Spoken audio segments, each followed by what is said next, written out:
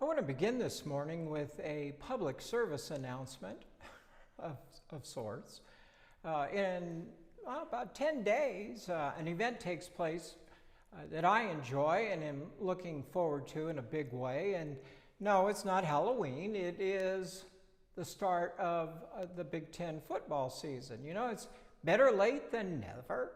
And I got so excited about that when I was visiting my brother last week out in the good life country, I came across this sporty looking blazer that I thought a lot of people would really appreciate, especially those Buckeye fans. And, I'm not going to wear it for the whole sermon because, I don't want you to enjoy it too much.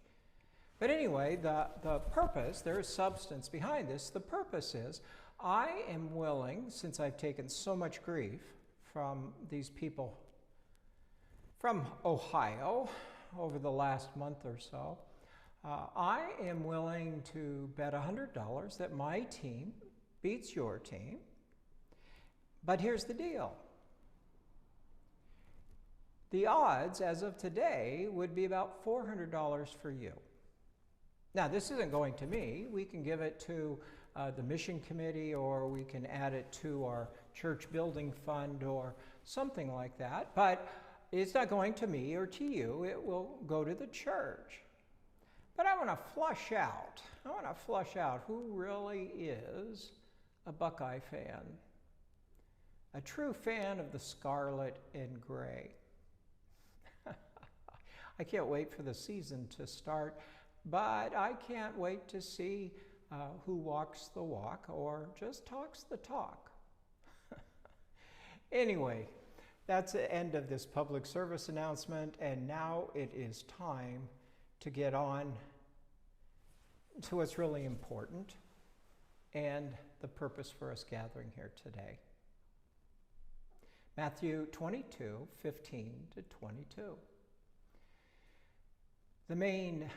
The heart of this text is, give to Caesar what is Caesar's, and to God what is God's. This is a familiar passage. I know I've heard it for years and years and years, and you probably have too. It's quoted and used, and I would say misinterpreted. People tend, or preachers or speakers, politicians, statesmen, they tend, if they quote it, to use it as a biblical passage. It's like, okay, God's behind us now. Jesus would want this in regards to separation of church and state, and of course, the payment of taxes. When really, I don't think it's either. I think Jesus uses it as a reminder and a comeback to these people who confront him that everything belongs to God. They knew this as scholars and studiers of the biblical text. They knew what the psalmist said, that the earth is the Lord's and the fullness therein, that the world and everything in it is God's.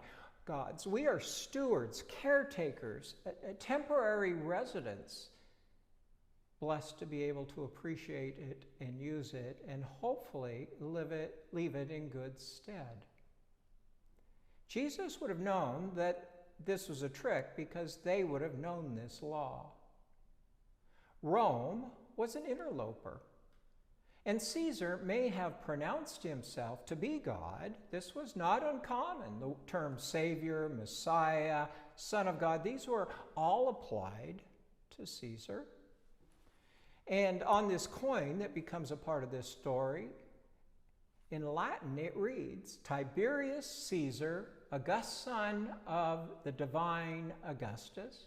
That's what it said on one side. And on the other side, it dared to say Pontifex Maximus, which is Latin for high priest. We got something going on here, friends, because you have two people, two individuals, two systems claiming this same authority or power. And everyone watching would have known it and would have heard it. But Jesus, being very clever, you see, he he catches the Pharisees in their own trap when he asks them for a coin, because Jewish law would prohibit a good Jew from carrying Roman money in their pockets, especially in the temple area. You see, Jesus has got them before they even get started trying to get him. Roman money was considered unclean, and it made the carrier, the user, unclean as well. So they ask him this question, and Jesus responds in a brilliant, though ambiguous way. You see, it could be a lose-lose. He says, give to the emperor what belongs to the emperor, but don't forget to give God what is God's. I'm sure the crowd was on the edge of their toes, because if he said, yes, it's okay to pay taxes to Caesar, he could be considered a collaborator, a traitor to his own people. And if he said it wasn't, he would be considered a rebel or a traitor to Rome. Dicey ground. So he says that. But it has nothing to do really with the money or the coins. It has to do with loyalties, commitments, priorities.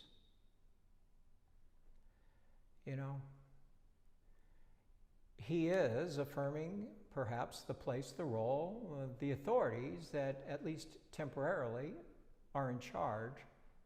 But what he is really saying at a deeper level, that over and above this earthly authority is God.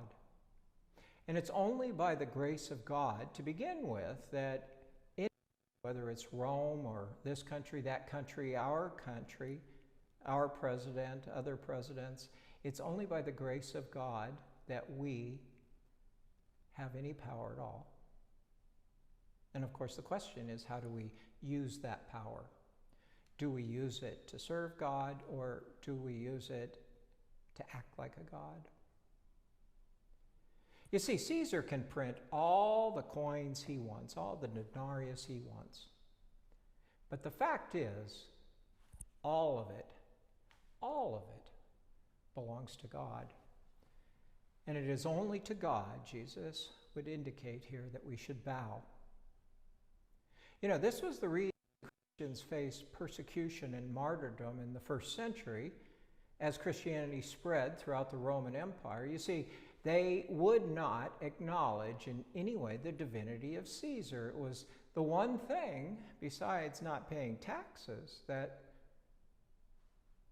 would end your life.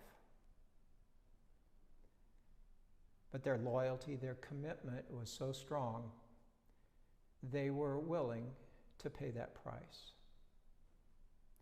A lot of people don't know it, but whenever you see a Christian flag and a flag of a nation or country next to it, the Christian flag is always supposed to rise above. It's always supposed to be taller, to remind us that it is God that rules over all nations and all people, that what we call a nation is constructed by humans, by us, and when it gets out of line with the will and the direction of God, trouble begins. Trouble begins. Remember the commandment? I am the Lord your God. You shall have no other gods before me. And for anyone, but especially for Christians, to believe, well, that's just a suggestion. We can set it aside. I'm smart, I'm bright, I know what needs to be done. For any of us to think otherwise is raising us up and bringing God down. And bringing God down.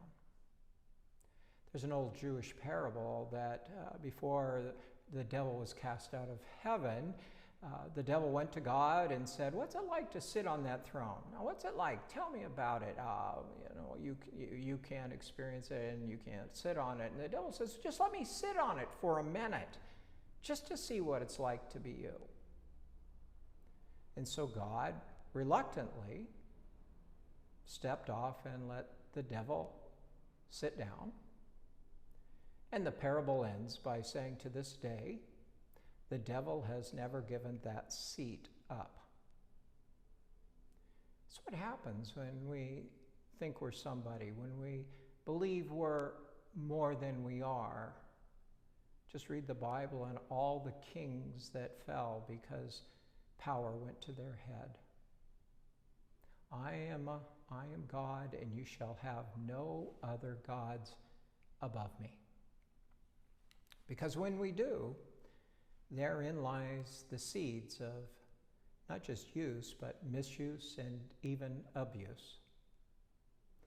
In every age, any civilization or nation, and eventually it leads to their decline and fall. You see, you can't build your house on sand, as Jesus said. It'll be there for a little bit, but it's not going to hold up the long time. You want to build on the rock.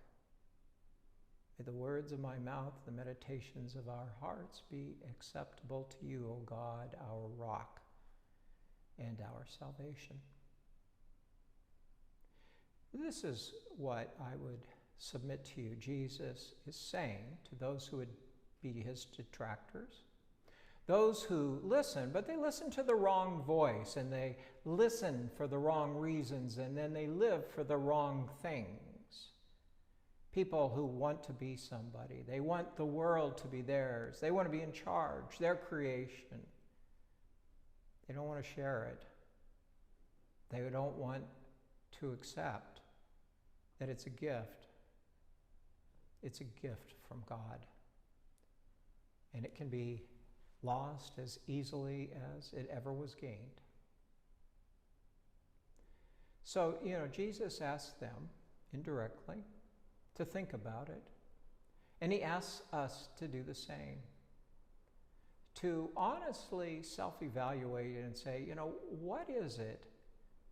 To what or to whom do I bow? Who's the top dog in my life for which I would sacrifice connections to family, friends? I would argue with people. What is this God ruling me? And is it the God that I claim?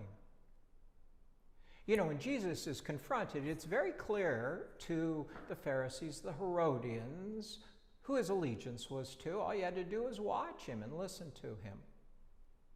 His words were softer than his deeds, but his words would have been empty without them. You see, Jesus didn't live to build up Caesar's kingdom, but God's.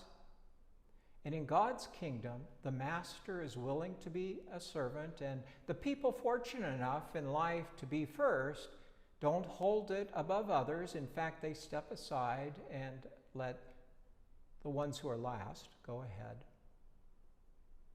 It's not easy to do this. It's easy to say it and to think that we are probably more committed and better than we are. That's why Jesus also said, be wise as serpents and gentle as doves. Be smart. Be discerning of what's going on around you. Because there are always people who want your power. They want more power. There are always people who would trick us, say anything with little intent of sharing any treats. There is the trick without the treats.